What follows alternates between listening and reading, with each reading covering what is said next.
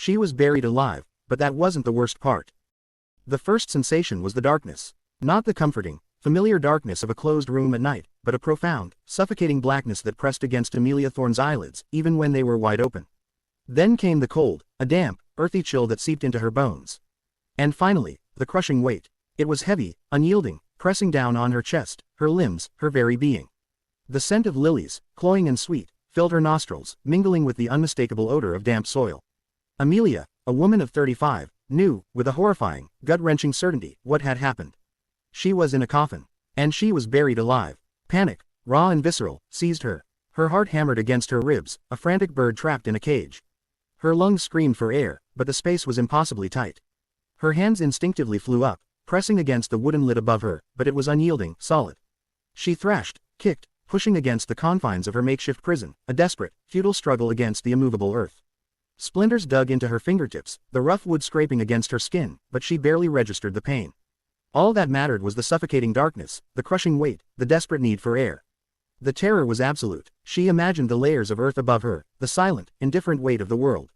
She thought of the eulogies, the tearful faces of her family, her loving husband, David, a kind man of 37, her younger sister, Clara, a bubbly 29-year-old, her stern but caring brother-in-law, Mark, a pragmatic 40-year-old. They had mourned her, believed her dead. But she wasn't. She was here, in this suffocating box, desperately, impossibly alive.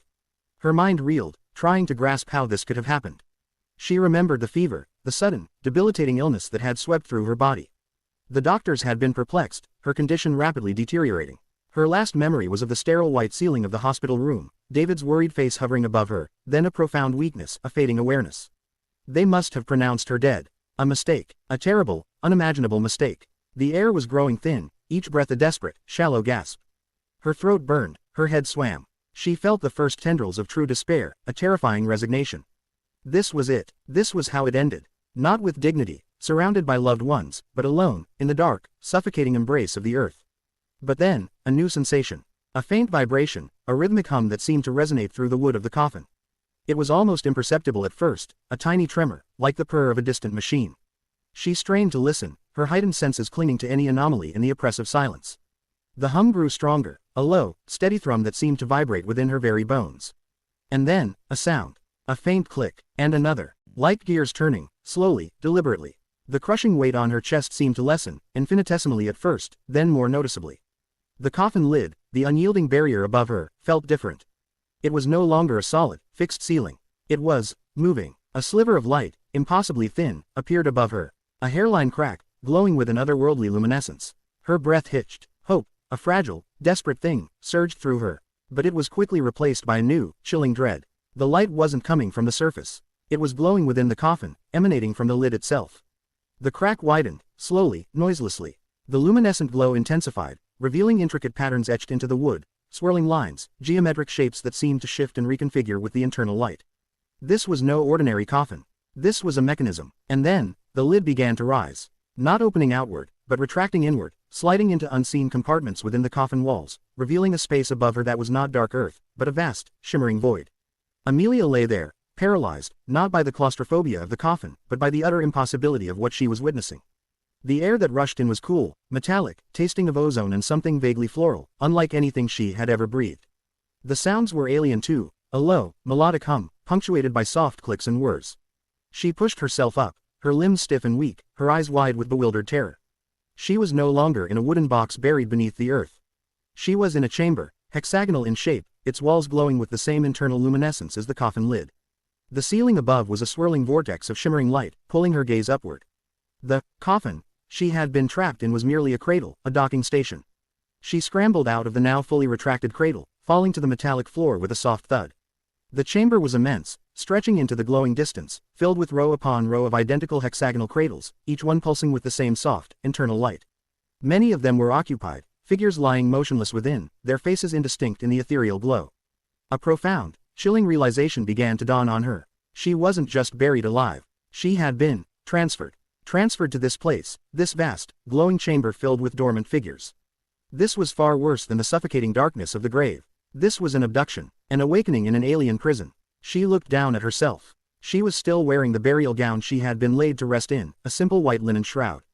But her body felt different. The crippling weakness from her illness was gone. Her muscles, though stiff, felt strangely vital, renewed. Even the gash on her forehead from her desperate thrashing in the coffin was gone, her skin smooth and unblemished. It was as if she had been repaired. He found articles from 1968 detailing the mysterious disappearance of the Blackwood family. Arthur Blackwood, a reclusive patriarch in his 50s, his quiet wife Martha, and their 2 young children, Thomas and Emily. The articles mentioned no forced entry, no signs of struggle, just a house left perfectly intact, with a meal half eaten on the dinner table. The police investigation had yielded nothing. The case remained unsolved, a chilling local legend. A small detail in one article caught his eye. Mr. Blackwood was known for his peculiar hobby, amateur astronomy. Neighbors reported seeing strange lights emanating from his upstairs study late at night. Upstairs study. The same window. Leo felt a cold dread solidify in his gut. The next night, the man in the window was there, as always. But this time, something was different. The flickering light behind him was brighter, pulsating with an almost hypnotic rhythm. And the tapping, it had changed. It wasn't just random. It seemed to form a pattern, a series of short and long taps, like a slow, deliberate code. Leo stared, mesmerized, his mind racing. Morse code. It was a wild thought, but the pattern was too distinct to be coincidence. He fumbled for his phone, opening a Morse code translator app. He watched, transfixed, as the man tapped, painstakingly, slowly, against the glass. S. O. N. SON. Leo gasped. Son. He was calling for his son. Thomas. The Blackwoods' missing son. A wave of profound sadness washed over him. This wasn't a malevolent ghost. It was a grieving father, forever trapped, endlessly searching for his lost child. The message continued, slowly, agonizingly.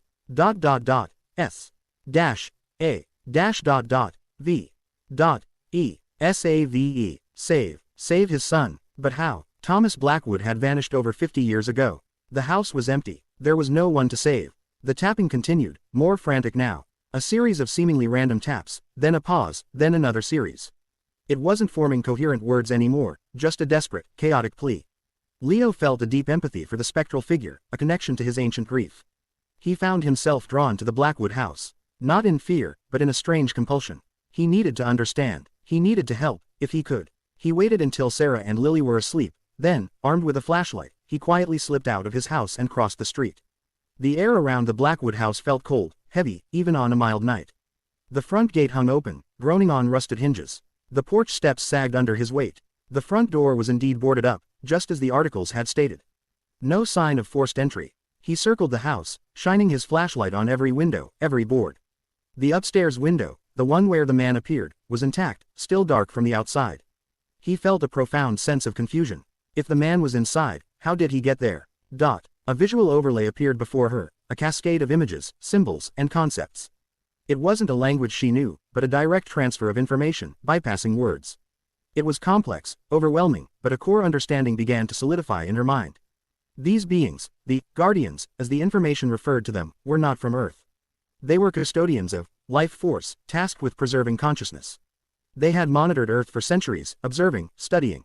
When a being neared death, and if their life signature met certain criteria, a unique blend of empathy, curiosity, and untapped potential, they were harvested.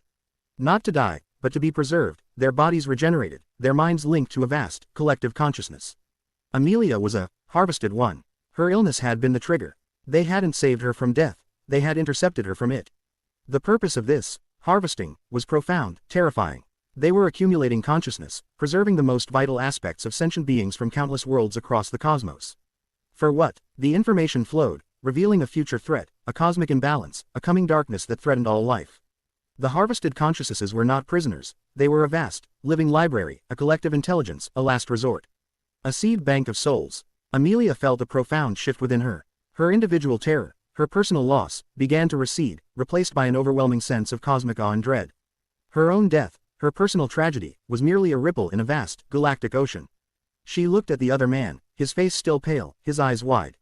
She looked at the rows of cradles filled with dormant figures. She looked at the shimmering guardians, their silent, purposeful movements. She was no longer just Amelia Thorne, a wife and sister. She was a preserved consciousness, a living data point in a celestial archive. The worst part wasn't being buried alive. It was waking up to a reality where death was not an end, but a transition. A transition to an unimaginable existence, stripped of her earthly life, her loved ones, her very identity as she knew it. She was safe, regenerated, preserved. But at what cost? She was a soul without a body, a consciousness without a world. She thought of David, of Clara and Daniel. They mourned her, believed her gone. And she was. The Amelia they knew was indeed gone, interred in the cold earth. The Amelia standing here, in this shimmering alien chamber, was something else entirely. A new life, yes, but a life she hadn't chosen, a life utterly detached from everything she had ever known or loved. The Guardian extended its arm again, its luminous eyes focusing on her. Another chime, another flood of information. She understood. She was to join the collective, to contribute her consciousness, her experiences, her unique perspective to the vast pool of preserved souls. Her individuality would merge, her memories accessible, her essence becoming part of something larger than herself. It was not extinction, but absorption. A profound weariness settled over her. She was a witness to an impossible truth, a pawn in a cosmic game she couldn't comprehend.